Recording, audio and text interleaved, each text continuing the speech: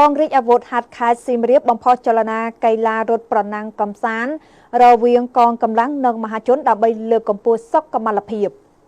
កីឡានាំមកនូវសុខភាពហើយក៏ជាផ្នែកមួយដ៏សំខាន់សម្រាប់មនុស្សគ្រប់រូបកីឡាមិនត្រឹមតែផ្ដល់ឲ្យយើងចេះពីរបៀបរស់នៅដែលមានសុខភាពល្អប៉ុណ្ណោះទេប៉ុន្តែកីឡាគឺមានឥទ្ធិពលយ៉ាងខ្លាំងទៅលើសុខុមាលភាពផ្លូវចិត្តអារម្មណ៍និងសង្គមរបស់យើងនេះគឺជាការលើកឡើងរបស់លោកឧត្តមសេនីយ៍ត្រីសៀទីនមេបញ្ជាការកងរាជអាវុធហត្ថខេត្តសៀមរាបក្នុងឱកាសអញ្ជើញចូលរួមព្រឹត្តិការណ៍រត់កំសាន្តសាកល្បងកាលពីថ្ងៃ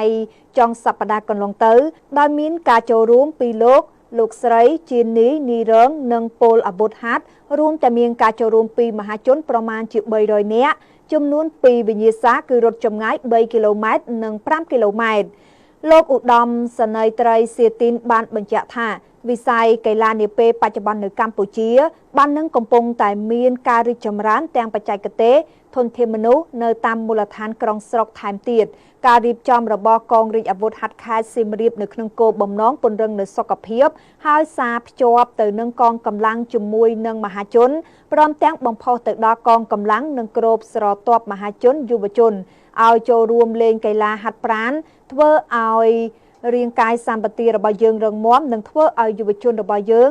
ចាក់ចេញឆ្ងាយពីគ្រឿងញៀននិងលបែងពាលាទៀតផងលោកមេបញ្ជាការបានបន្ថែមថាព្រឹត្តិការណ៍នេះគឺជាផ្នែកមួយ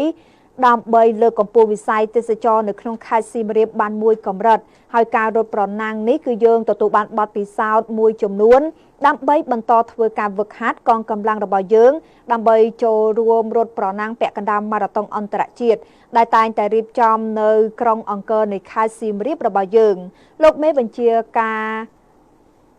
បានលើកឡើងថាកម្មវិធីរត់កម្សាន្តនៅក្នុងថ្ងៃនេះយើងនឹងបន្តធ្វើនៅឆ្នាំ2026ម្ដងទៀតដែលកងរាជអាវុធហត្ថខេត្តបានកំណត់សម្រាប់ជួបជុំគ្នារត់កម្សាន្តនៅពាក់កណ្ដាលខែនីមួយៗនិងសូមឲ្យបងប្អូនដែលជាថ្នាក់ដឹកនាំមន្ត្រីរាជការកងកម្លាំងនិងប្រជាពលរដ្ឋយុវជនសិស្សានុសិស្សអញ្ជើញចូលរួមលោកក៏បានថ្លែងអំណរគុណដល់សប្បុរសជនដែលបានឧបត្ថម្ភគាំទ្រកម្មវិធីរត់កម្សាន្តនៅលើទឹកដីទេសចរវប្បធម៌ប្រវត្តិសាស្ត្រនិងធម្មជាតិនៃព្រះរាជាណាចក្រកម្ពុជា